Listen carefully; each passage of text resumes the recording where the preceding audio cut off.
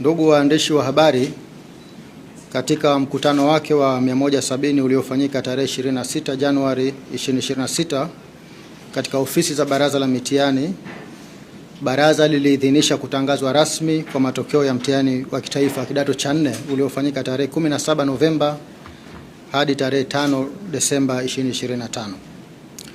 Kuhusu usajili na mahudhurio, jumla ya watahiniwa 595,810 walisajiliwa katika jumla ya vituo 6677, wakiwemo watahiniwa wa shule 569,883 waliosajiliwa katika shule 5864 na watahiniwa kujitegemea 25,927 waliosajiliwa katika vituo 813.